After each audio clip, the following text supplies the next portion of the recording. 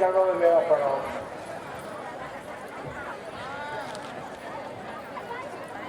साहब बराबर कहते थे,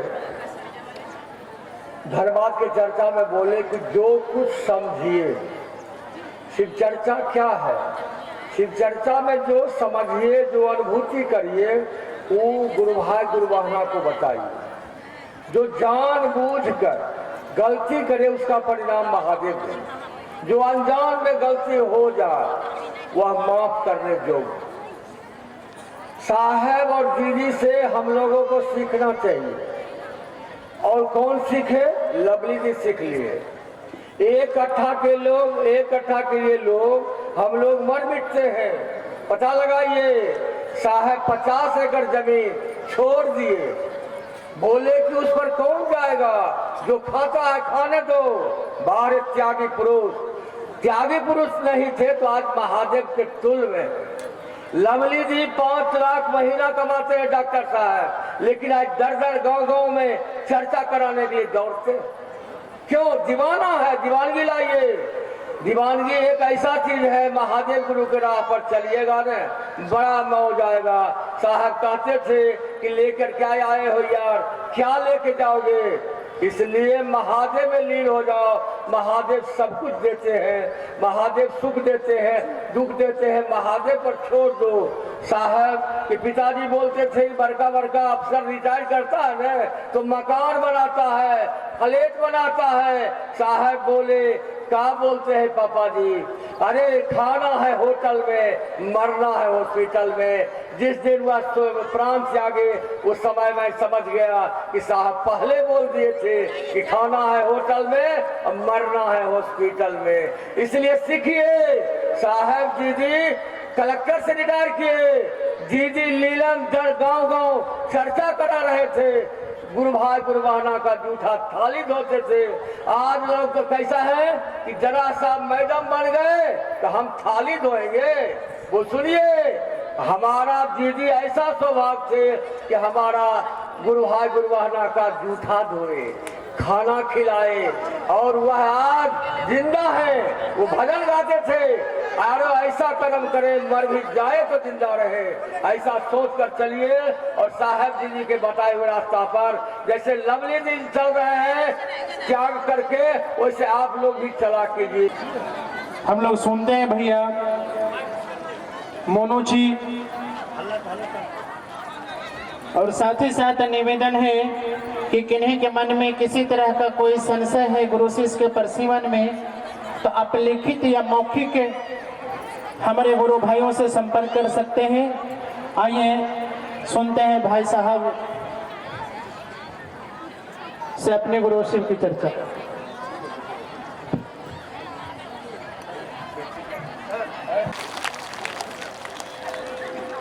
यदि आप सबों के चरणों में मेरा प्रणाम है, आप स्वीकार करिए। और ये तो ऐसे ही आध्यात्मिक धरती है, भगवान महावीर की धरती है ये।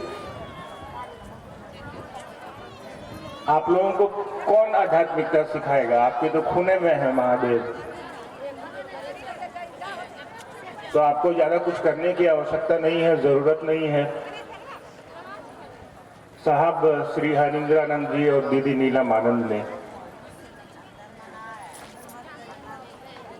हमको और आपको एक ऐसी अनुपम विधा, ऐसी अनुपम, मैं सीधे शब्दों में बात करूंगा ना, आप मेरा कपड़ा देख रहे हैं ना, नॉर्मल जीन्स और कुर्ता पहन के आए हैं आपके बीच में। इस मंच से कोई साधु संत तो आते नहीं है, बोलते नहीं। तो उन्होंने एक ऐसी अनुपम विधा दी है, एक ऐसी चीज हमको और आपको दी। इस पूरी दुनिया में जहां भी शिव का नाम लिया जाता है या हमारे आपके कानों तक महादेव की बात आती है, गूंजती है, तो हम और आप अपने घरों से निकल पड़ते हैं अपने महादेव का काम करने के लिए, लोगों के दिलों में अपने शिव को बिठाने के लिए। तो मैं रास्ते से अभी आ रहा था, वही देख रहा था कि किलोमीटर के किलोमीटर पैदल मेरी गुरु बहनें, गुरु भाई, छोटे बच्चे चल रहे हैं। मेरे बगल में राजीव बैठे हुए थे, हमने कहा इनसे कि देख रहे हो हम लोग तो गाड़ी से जा रहे हैं, लाचारी है, दूर से आ रहे हैं तो गाड़ी का इस्तेमाल करना पड़ेगा। लेकिन इन गुरु भाई गुरु बहनों को देखो जो सारा काम धंधा छोड़ के घर में खाना उना बना के सब अपना ड्यूटी पूरा करके हस्बैंड को बता के कि जा रहे हैं चर्चा में, आएंगे हम 3 बजे तक 4 बजे तक, खाना बना हुआ है खा लीजिएगा। और उसके बाद भी समय निकाल के अपने महादेव के काम के लिए, पॉकेट में पैसा नहीं भी है तो भी कोई बात नहीं है, अपने महादेव अपने साहब दीदी को याद करते हुए जाएंगे जरूर और अपने महादेव की बात करेंगे जरूर। तो सचमुच में आप प्रणाम करने योग्य है। आपको मेरा पुनः प्रणाम है, आप स्वीकार करिए। और हम और आप साहब दीदी के बताए रास्ते पर चले, इस पर ध्यान रखना है। जब किसी बढ़िया काम करने को चलिएगा ना, तो बहुत लोग टांग खींचने वाला मिलेगा धरती पर। बहुत लोग कहेगा ओ अच्छा महादेव महादेव करता है, पगला गया है, बोलता ही होगा। तो जो महादेव महादेव करता है वो अगर पागल है तो धरती पर उससे बढ़िया पागल कोई हिले नहीं है, यो जान लीजिए। साहब ने कहा है 3 सूत्र करने को, हम और आप करेंगे। सबको करीब करीब पता ही है।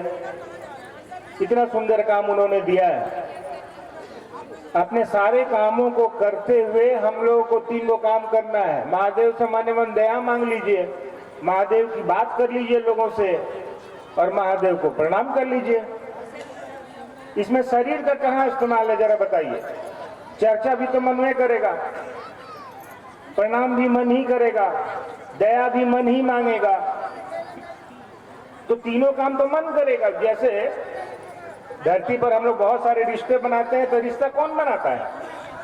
मन न बनाता है। शरीर तो रिश्ता बनाएगा नहीं। अरे मन से कि कोई माँ है, पिता है, बहन है, भाई है, मन एगो रिश्ता बना लिया है। अपने बचवा को पढ़ने के लिए भेज दीजिए पटना, भूला जाइए तो क्या होगा? रिश्ता खत्म हो जाएगा। यानी मन से ही एक रिश्ता जुड़ा हुआ है। तो अपने जैसे हम और आप अपने परिवार को अपना परिवार समझते हैं, बबुआ खाया है कि नहीं खाया है ये मन में समझते हैं, हस्बैंड खाए हैं कि नहीं खाए हैं ये मन में समझते हैं, चिंता होती है। तो यानी अपने परिवार के प्रति चिंता हो रही है हमको और आपको। महादेव भी तो हमारा आपका परिवार है। क्यों नहीं महादेव से हमारा पूछते हैं कि आप खाए कि नहीं खाए? क्यों नहीं महादेव से पूछते हैं कि आप कैसे हैं? अरे किसी से पूछिएगा तब तो कोई आपको पूछेगा।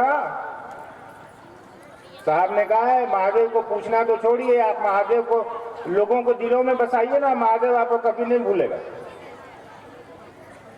तो मन से एगो रिश्ता महादेव से बनाना है तो बहुत आसान है।